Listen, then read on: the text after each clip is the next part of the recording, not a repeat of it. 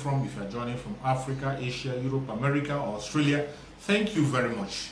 Go to the comment section at all time, express yourself, say your views, put down your comment. I see some of the comments over there and I appreciate your contributions. It's all welcome. Thank you. If you have not subscribed to my channel, please kindly subscribe to my channel. Click the notification bell so that you'll be notified each time I upload a video. You will be among the first to receive it. Thank you and you're welcome. This time today I want to bring you another information about things that are happening in the southeast of Nigeria. Remember, we are still on the sit-at-home order. Today is sit-at-home, a day that we remember our fallen heroes in Biafra land, dead and alive. Some few of them who are still alive, we celebrate them today, for they are the one that made us to have life and be alive and able to speak today. For those who has gone already, we remember them and we pray that their soul will rest in perfect peace. We will never forget. They fought and died that we might live. And today here are we, still talking about the same issue. Very soon, I believe, Biafra will be actualized and we will write their name in stones. They will never be forgotten. They will never be forgotten. They are already written in our hearts. We can't forget them. We will continue to celebrate this day. It is a complete success everywhere. Thank God so many people are coming on board, including some foolish governors. Some of them are having a turnaround. Some of them are changing their words, gradually coming. Come on board. Don't be scared. The greatest force you can be able to unite with is IPOB. Unite with Mazi Nnamdi Kanu and you will be fearless. You will be fearless and you will be protected. Not just be fearless, you will be protected. Nothing will happen to you. Then the masses will fall behind you. And when you have masses behind you, what else do you need to succeed? Nothing. Come on board. If you're a governor, wherever position you're holding in that very contraption called Nigeria, go back to your region and begin to serve your people. Serve your people so that you can have the masses behind you. This wave that is coming, if you do not go along with your people, the wave that is coming is going to blow you away. But as soon as you come back and join your people, the wave will not touch you. This is a secret I'm leaking. The wave is coming. A very heavy wind is coming. And when it blows, it's going to blow away all the evil men in the land. It doesn't matter your status. It doesn't matter how rich you are. It doesn't matter how special you are. It doesn't matter the office you hold. The wind will blow you away. The only thing that will secure you is to make a U-turn and join the masses. Follow your people. IPOB, the indigenous people of Biafra. We are all IPOB. It doesn't matter if you're a family member or you're not a family member. Make a U-turn and join the moving train. I want to share with you the speech that our supreme leader, Mazi Nnamdi Kanu, His Excellency, made on this day that we are doing our sit-at-home. I will share the speech with you so that you can hear from our supreme leader directly. He is truly a leader. Fearless, consistent as usual. He never shakes. He never changes his word. What he says, he does. He is defending the land and continue to do so through ESN. We appreciate him. Let us hear from His Excellency, the Supreme Leader of IPOB, Mazi Nnamdi Kanu. Been doing, and also to thank my dear brother Mazi, who is there, and my very dear brother Dele also. I've been following these proceedings intermittently for the past 4.5 hours or thereabouts. I've been caught up in a few things, as you can imagine. A lot is happening back home. But there is something that this year's event has brought to light.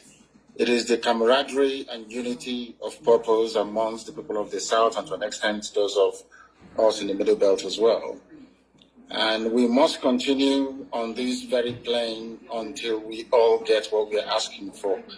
I have not come across any individual who is against freedom.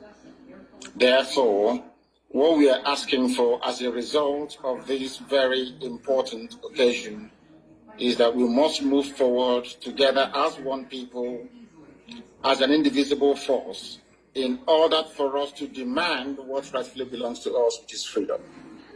Today is a very critical day in the history of our people. We are remembering those who were slaughtered and massacred unjustly by the Nigerian government, and of course, by extension, the British government as well. We are remembering those who died as a result of the unofficial Third World War that took place in our land nearly 54 years ago. And as a result of that, this very day, as we renew this pledge every blessed year, we have sworn to forever remember these people. We must remember them because the Jews do the same. All over the world, people remember their dead. In Rwanda, the same thing happened. And I don't know why there is this, should I say, conspiracy of silence to try to sweep this very important event in our history under the carpet. We lost over 5 million people, the second worst genocide in the history of man, only second to the Jewish Holocaust in Europe. And for some inexplicable reason, the world has decided to keep silence over this very matter. But we are not going to keep silence, not at all. Not now, not tomorrow, not ever. We are going to vigorously and relentlessly pursue this very effort to recognize the genocide that was committed against Biafran people, without apologies to anyone. It is a very good thing that before we came on air, I think the Ebonyi State government have now rescinded the threat they issued to all those who were intending to stay at home tomorrow. That is also commendable. It is not very often that I commend people, but I must say that I also commend Governor Willie Obiano, which I don't do very often, for the very critical work that he did today by laying a wreath at the cenotaph that he built for those that fell, for those that made it possible for us to remain alive this very day. I must say this to our people, those who are living, that it is because of the sacrifice of those brave men and women that is the singular reason why we are not suffering the same fate as those of them from the Middle Belt, and to a very limited extent, those of our brothers and brethren from Ududuwa Republic. Why am I saying this? It is only in our land today that we do not have any significant presence of Fulani terrorist organizations in our bushes or in our forests. And why is that the case? Because our fathers taught us how to fight. They fought for Biafra, unaided, unassisted, for over 3 years. We fought the two strongest major powers in the world as at that time, the USSR and Great Britain. Egypt fought against us. The OAU was against us, with the exception of the likes of Julius Nyerere and Wilfred Bernard of Cote d'Ivoire. We suffered immeasurably. And now, like then, Israel was under attack and they couldn't provide any meaningful help. But we survived it. Not out of our own might, not out of our own power. We survived it because God Almighty in heaven was with us. And this generation have now come to complete the work that those of them of 67 to 1970 started. And we are not going to stop. I want the world to understand me very clearly. We are not going to stop. It doesn't matter what it takes. It doesn't matter how many lives they extinguish. It doesn't matter the genocidal tendencies they bring with them into our land. We are not going to stop. Everybody listening, everybody watching, everybody remotely interested in justice and peace must understand this. Our destination is freedom, and that very place we're heading to is Biafra. And nobody, no soul on this earth can stop us. Instead of Biafra not to come, we all perish. I want our adversaries, our enemies to understand this very, very clearly. We are not going to retreat, not one iota, not 1 inch, because Biafra must come. Because the hatred has continued to this very day. As I'm speaking and addressing all of you right now, they are still arresting, extrajudicially murdering people in our land, people who are alien to our culture, our way of life, our tradition. They are in our land directing their people to slaughter, to kill without mercy. Unfortunately, those we regard as political leaders have connived with these people to ensure the decimation of their own population. That is the type of nonsense we can no longer condone. As you all know, there is no significant Fulani presence in our land because our fathers taught us how to fight. And we are doing so today without apologies to any idiot. We are not going to apologize because we have been apologizing for nearly 50 years. And we have not gotten anywhere in terms of our collective advancement and development in the damnable zoological republic called Nigeria.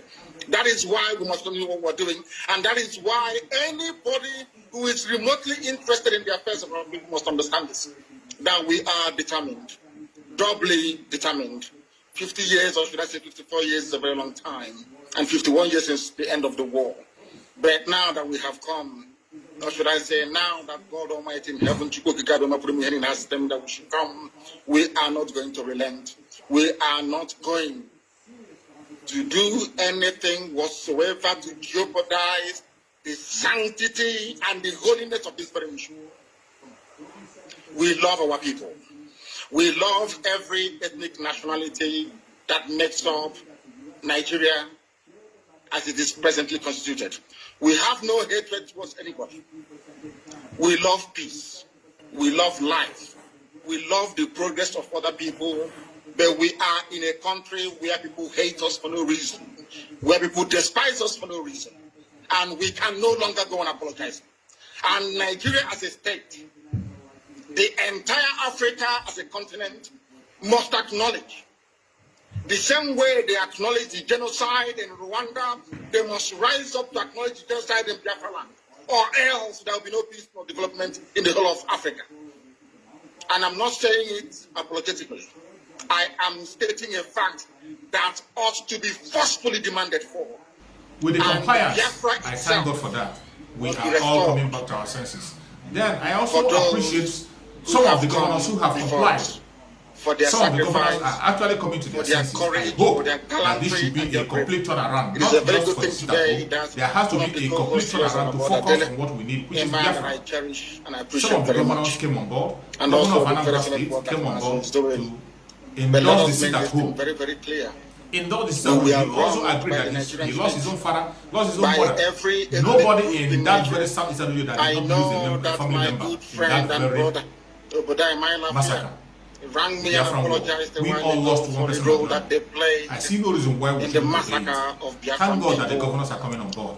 The role that they played in aiding and abetting a very unlawful invasion of Biafra land, because all Ojukwu asked for was restructuring. Some other governors also are coming on board gradually. The governor went to Aburi is still dancing in between. I don't know what they're afraid of. They cannot to declare any state of Biafra. He never went to Aburi to declare any war. First of all, let me share with you the video that all of us in Nigeria, including those from the Middle Belt and the West, everywhere in Africa, about the sit at home. It's something we're asking for today. They twisted the narrative. They changed our history. They turned it upside down. They made us the villain. They tried to demonize our general, a man of peace, that went to Aburi in Accra to go and in Ghana to go and negotiate for peace. A peace that Britain prevailed upon Gowon not to implement. But over the years we've been taught that we are the aggressors. Such nonsense can no longer hold, it can no longer obtain, and that is why, as I said earlier, unapologetically we are pursuing the freedom of Biafra. And nobody can stop us. Anybody on our path is going to fall, is going to die. Instead of Biafra not to come, every living organism in Nigeria will die, I swear to God Almighty in heaven, because we are not going back. It is a good thing today that some notable Nigerians are on this very platform discussing what transpired 54 years ago. Most have tweeted to say, may it not happen again. The only way to ensure that this will not happen again is the existence of a free, sovereign Biafran nation. That is the only panacea, nothing more, nothing less. Before we came here, Ladipo Market was on fire. These vandals and vagabonds are in our land killing people relentlessly. As I'm talking to you right now, they headed some people from Enugu to God knows where, maybe to go and kill them. And you have governors, you have political leaders, you have those who aspire to high office. They are all there. Nobody's talking, nobody's speaking, because they have a lot to benefit and to gain by us being Fulani slaves. Something that can no longer continue. Something we are not prepared to tolerate. That was something I said rather very fortuitously very many years ago. I said during one of my broadcasts on Radio Biafra that for Nigerians to understand that God is upset with them, that every tribe in Nigeria, every ethnic group in Nigeria will experience what we passed through during the Biafran War, that they too will also become refugees. And today, there are IDP camps everywhere. People that thought they were safe before now are fleeing their After home. watching that of Something that Governor happened to us Obiano and what he has to between say, 67 and I think we have to applaud him and that for is that. why But let it our not be appreciation just and for our the sit at thanks home. for those men What we are asking and is for women that Biafra fought and to freedom keep us for all. safe. Let And them begin to never, pursue that ever, freedom with ever us. be Join Mazen overestimated. Nandekami. We Unite with the continue to force that is appreciate them. actually speaking We the shall voice of the continue to honor them. masses, And I thank so that all of, we can be able those to who are not safeguard people Biafrans. in the I southeastern understand that some region people and who win are a country Biafrans that we came can on be this able very to be proud platform of and defend. and That is trying what to we're play asking the for. script of their masters. Let us That hear same also divide and the rule argument by of the saying there is man in something called Abia State. Southeast and He's South still South. dancing in between. A All confused man done. who doesn't I know have his said left it and many right. times. Still very much On many confused, scared forums, of the unknown. on many When platforms, you listen to him the way he's talking, that you know that he's scared of everybody the in unknown. the East, we Let are us hear all from one him people. and what I he has to don't say. understand why people are hung up about this divide and rule of Gowon. It was Gowon that created Cross River State. Gowon created River State. Not because he loves the people of the South, not at all, but because he wanted to divide us. And we must rise up. We must rise up to the game of these people and say no to them. Now that Yoruba and Igbo are one, do you see them trying to play that game anymore? Now that Biafra and Oduduwa are one and inseparable, bonded together in one, do you see them playing their stupid games? I don't know why some people will come and say that from Nigeria, that from South South, in order to perpetuate that very division which the Fulanis have cleverly exploited over very many decades and many years. I don't know when we are going to learn. And the sooner we learn, the better for us. I thank all of you once again. And this very effort to recognize the genocide against Biafrans continues until United Nations and the whole world rise up to this very challenge and acknowledge that a great deal of injustice was done to Biafrans. Tomorrow is our sit at home. Complete and utter lockdown everywhere. And as I said earlier, I do commend the governors for coming out and saying that civil servants should not come or should not turn up to work tomorrow. It's a very good thing. We must all be bound together in order to ensure that Nigeria, first of all, takes the blame for what they did, and secondly, that the whole world will rise up to the obligation to the oppressed people and do the very right thing. Once again, I thank you all very much, and my very special thanks to Professor Ejiofor for the very wonderful and sterling work that you're doing, you and your team. Thank you very much. And may Chukwu Kigabe and agree with all of you. Thank you. Well, I have nothing more to add to what our leader have said. He that hath ears, let him hear. Thank you so much for watching. Go to the comment section and leave your comments. Remember us. Bye-bye. See you again on the next video.